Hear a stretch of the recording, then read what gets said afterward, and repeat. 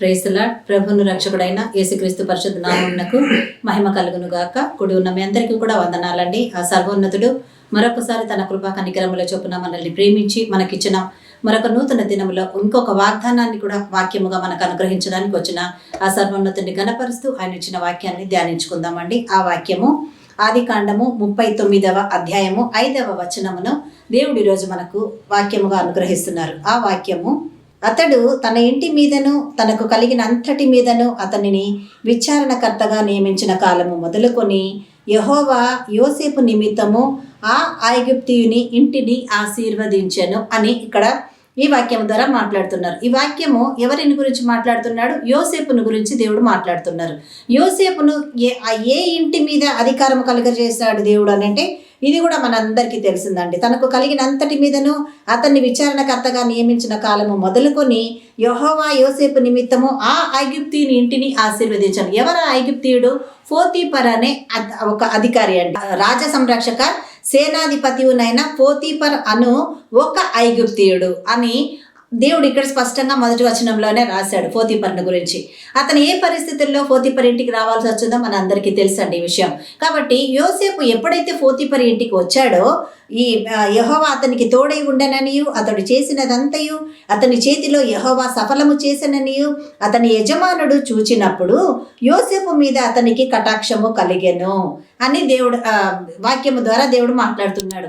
దేనిని బట్టి ఈ పోతీఫరు యోసేపుకు తన ఇంటి మీద అధికారం ఇచ్చాడనంటే యెహోవా అతనికి తోడై ఉండననియు ఆ తర్వాత అతడు చేసినదంతయు అతని చేతిలో యెహోవా సఫలము చేసెననియు అతని యజమానుడు చూచినప్పుడు, ఎవరి యజమానుడు? పోతీఫర్ చూసినప్పుడు చూసి అప్పుడు అతనికి తన ఇంటి మీద అతనికి అధికారం అనుగ్రహించాడండి.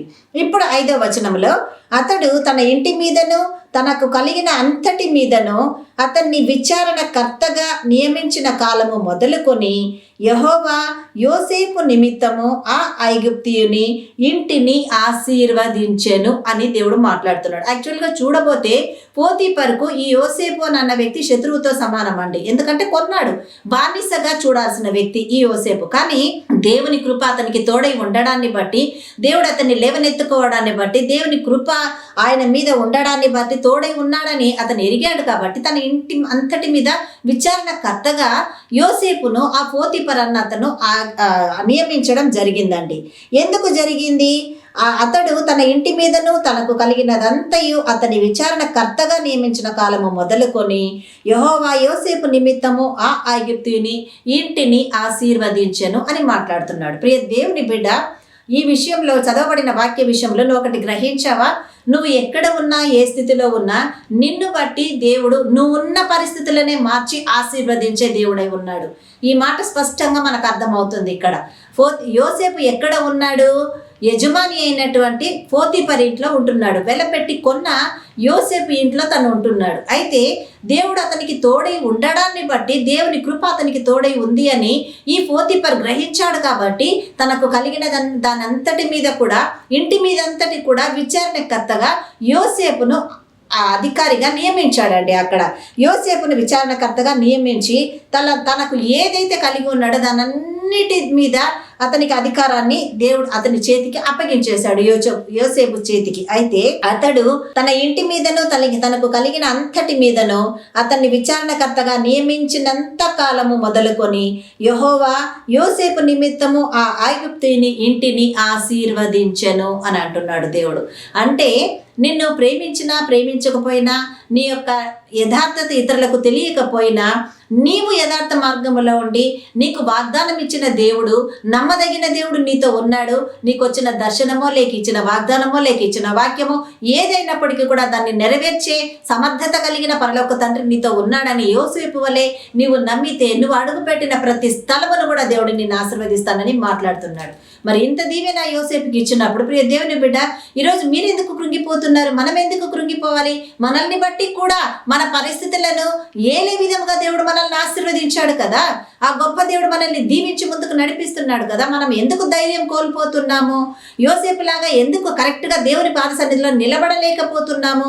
నా దేవుడు నాకు తోడై ఉన్నాడని, వేరే వ్యక్తి ఇతనికి తోడై ఉన్నాడు దేవుడని గుర్తించగలిగినంతగా మనమెందుకు మన సాక్ష్యాలను బట్టో దేవుని ప్రేమను బట్టో మనతో కూడా దేవుడు తోడై ఉన్నాడని ఇతరులకు చూపించలేకపోతున్నాము? ఈరోజు ఇది ఒక ప్రశ్న కాదా? యోసేపును చూపించి దేవుడు అడగట్లేదా మనల్ని? కానీ దేవుడు అంటున్నాడు, ఎంతకాలము దేవుడిని అతన్ని ఆశీర్వదించాడు, ఎంతకాలం అతనికి అధికారం అనుగ్రహించాడంటే, ఎంతకాలం అయితే తన అంతటి మీద తనకు కలిగిన దాని మీద యోసేపును అధికారిగా నియమించాడో ఆ పోతీఫరు, అతని దగ్గర ఉన్నంత కాలము కూడా యోసేపును దేవుడు ఆశీర్వదించాడు అని ఇక్కడ 5వ వచనంలో దేవుడు మాట్లాడుతున్నాడు. నియమించినంత కాలము మొదలుకొని యెహోవా యోసేపు నిమిత్తము ఆ ఐగుప్తీయుని ఇంటిని ఆశీర్వదించాడు.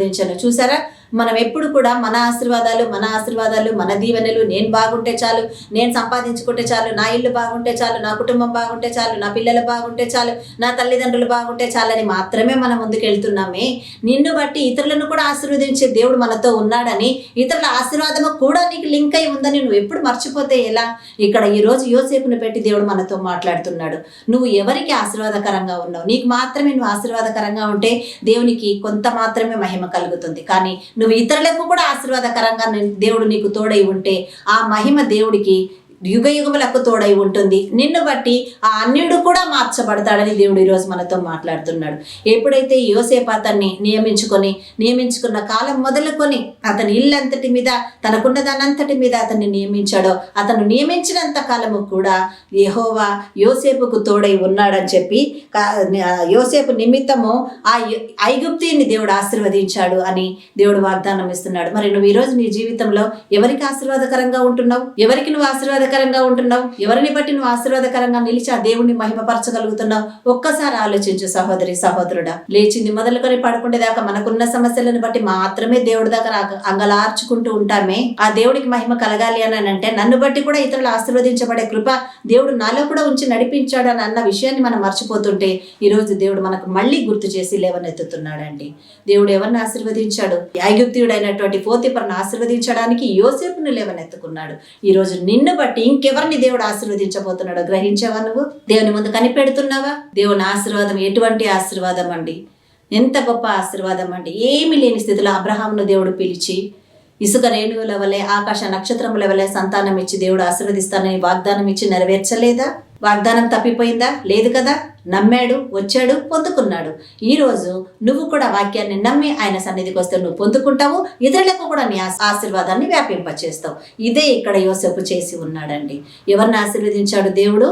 ఐగుప్తుడైన పోతీఫరును యోసేపును బట్టి దేవుడు ఆశీర్వదించాడు. ఈరోజు నిన్ను, నన్ను, మనల్ని బట్టి ఎంతమందికి మనం ఆశీర్వాదకరంగా ఉండగలుగుతున్నామండి? దేవుడు వచ్చి మన ముందు నిలబడి అడుగుతున్నాడు. ఈరోజు మన ప్రార్థనలో ఉంటే, ఈరోజు ఈ వాక్యము ప్రార్థనలో ఉన్నప్పుడు నీకు గుర్తు రాకుంటే గుర్తు చేసి మరీ నిన్ను అడగబోతున్నాడు దేవుడు.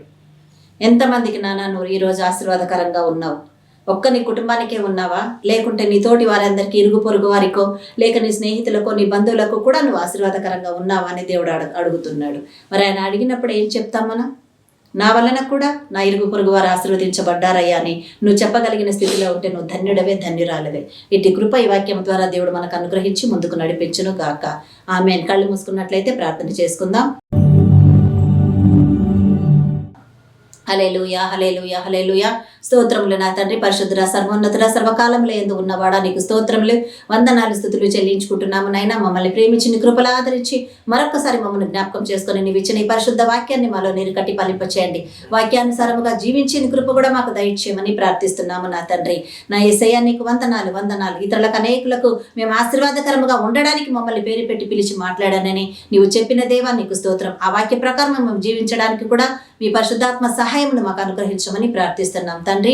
ఈరోజు ఎవరైతే బర్త్డేస్, యానివర్సరీస్ చేసుకుంటున్నారో వాళ్ళందరినీ కూడా ఆశీర్వదించండి. ఎందుకంటే మీ వలన మరొక సంవత్సరం అనే దయాకిరీటాన్ని అడిగి పొంది ఉన్నారు కనుక వారిని జ్ఞాపకం చేసుకుని మీ కృపల వర్ధిల్ల చేసి మీరే ముందుకు నడిపించమని మా అందరినీ కూడా నీ హస్తాలకు అప్పగించుకుంటూ మేము బ్రతికి ఉన్నంత కాలము మీ చిత్తమే మా పట్ల నెరవేర్చి మీరే మహిమ పొందమని యేసుక్రీస్తు అతి పరిశుద్ధమైన నామమున మా ఈ ప్రార్థన అంతా కూడా నీ ఆశీర్వాదముగా మేమందరము కూడా అడిగి పొంది ఉన్నాము మా తండ్రి. ఆమేన్, ఆమేన్, ఆమేన్. హల్లెలూయా.